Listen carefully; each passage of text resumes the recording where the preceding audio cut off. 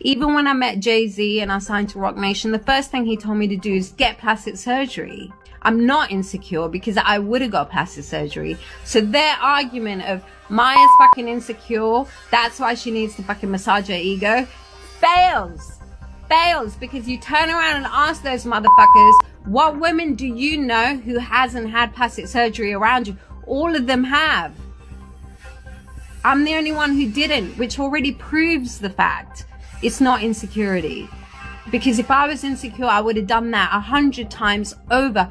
Even when I met Jay-Z and I signed to Roc Nation, the first thing he told me to do is get plastic surgery. And I didn't. Because it's okay. Guess what? I'm 50. And I'm totally fine with the fact I am, because yeah, I fucking took off when I was 30, because it took 10 more fucking years than any other motherfucker, because I was the first and I was the new and I was like making something interesting happen that wasn't fucking happening before. When M.I.A. recently spilled the tea on her time at Roc Nation, the internet went into a frenzy. Imagine signing to one of the most iconic labels in the world, only to be greeted with, "You need plastic surgery." Yes, you heard that right. According to M.I.A., this was one of the first things Jay-Z suggested to her upon joining Roc Nation. But the drama didn't stop there. She went on to accuse the power couple of pushing her into satanic rituals and other bizarre behaviors just to maintain her image.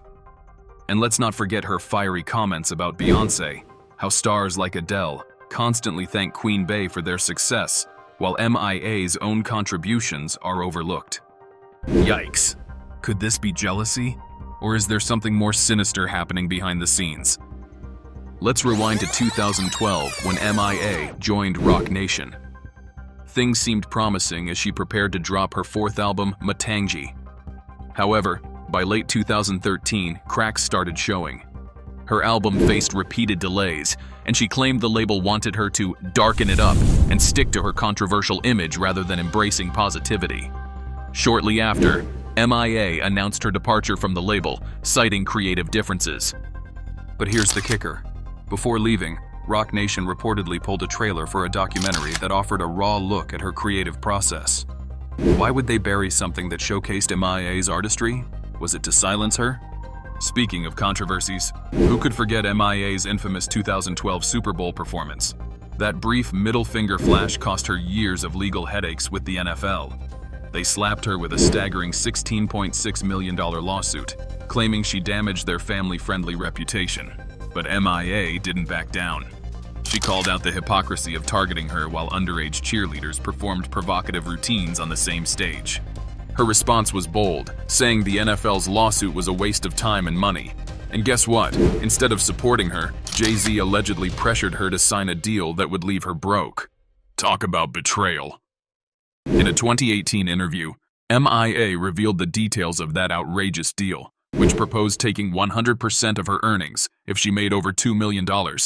She told Huck magazine, I was at Roc Nation at the time and Jay-Z was managing me. The lawsuit was so ridiculous. It proposed that they would keep 100% of my earnings for the rest of my life if I ever earned more than $2 million. Jay-Z was like, you should sign that ish. And I was like, no. Shocking, right? If you thought this story couldn't get crazier, think again. After M.I.A. exposed Jay-Z's shady behavior in that interview, the article mysteriously disappeared from the internet. Coincidence? Not according to M.I.A., who warned her fans about Jay-Z's ability to erase anything he didn't like. This isn't the first time she's accused him of silencing her. In early 2024, she even claimed that Jay-Z collaborated with her ex to keep her away from her child. She took to social media, alleging that the US government and Jay-Z were making her life a living hell. From visa issues to custody battles, M.I.A. painted a grim picture of the lengths powerful figures will go to suppress dissent. Beyond the drama with Roc Nation, M.I.A. has consistently used her platform to speak out on global issues. From calling for a ceasefire in the Middle East to supporting Julian Assange, she's never shied away from controversial topics. But she believes her activism has made her a target. In her own words, she's been forced to choose between fighting for justice and being with her child. It's heartbreaking and infuriating all at once. Now, buckle up, because M.I.A. didn't just stop at calling out Jay-Z. She also tied him to the infamous NX4TM cult, which was led by none other than two of the Bronfman cousins. According to M.I.A., Jay-Z's involvement with these powerful individuals made her custody battle even more grueling. She claimed that during her first custody battle in 2013, Jay-Z was managing her, but instead of helping, he allegedly worked with the Bronfmans to make her life a living nightmare. This brings us to another bombshell. M.I.A. revealed a shocking reason why her Matangi record was buried. She claimed she sacrificed her career to protect her child from the madness of the industry. Her words? "They ripped me off, copied my style, and gave it to their puppets, then shadow banned me on every platform." But it was worth it to save him from the madness of what you know now. Talk about sabotage. And just when you think it couldn't get worse, M.I.A. alleged that after she refused to play by Roc Nation's rules, her emails to Jay-Z were mysteriously wiped, her house was broken into, and her laptop was stolen. On top of that, she claimed she was trapped in Brooklyn under an order preventing her from leaving for 15 years. The layers to this story are chilling, to say the least. But wait, there's more. M.I.A. also accused Aurora James, a close friend of Beyoncé and Solange, of vaccinating her son without her consent.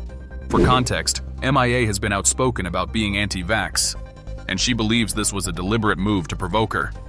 She didn't mince words, directly blaming Aurora and the Carter family for what she saw as a violation of her parental rights. Now, whether you agree with her stance or not, the drama here is undeniable. Imagine having something so personal weaponized against you by people you once trusted. The betrayal she described has sparked widespread debate online, with many questioning the extent of the Carters' influence and control.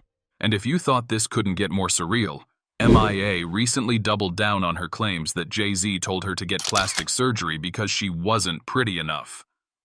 Seriously? This is M.I.A., a natural beauty who looks stunning at 50. Even when I met Jay-Z and I signed to Roc Nation, the first thing he told me to do is get plastic surgery. I'm not insecure because I would have got plastic surgery. So their argument of Maya's fucking insecure, that's why she needs to fucking massage her ego, fails. Fails, because you turn around and ask those motherfuckers, what women do you know who hasn't had plastic surgery around you? All of them have. I'm the only one who didn't, which already proves the fact it's not insecurity. Because if I was insecure, I would have done that 100 times over. Even when I met Jay-Z and I signed to Roc Nation, the first thing he told me to do is get plastic surgery. And I didn't. Because it's okay. Guess what? I'm 50. And I'm totally fine with the fact I am, because, yeah, I fucking took off when I was 30. Because it took 10 more fucking years than any other motherfucker, because I was the first and I was the new and I was like making something interesting happen that wasn't fucking happening before. But that wasn't even the most shocking revelation. She also went into graphic detail about allegedly being asked to participate in satanic blood rituals to sell records. Her response? A firm and fiery rejection. I didn't want to drip myself in blood, swim in black goop, or wear devil horns to sell records. Fuck that. Whether you believe her or not, the allegations have reignited old rumors about Jay-Z and Beyoncé's alleged ties to the occult. These claims aren't new.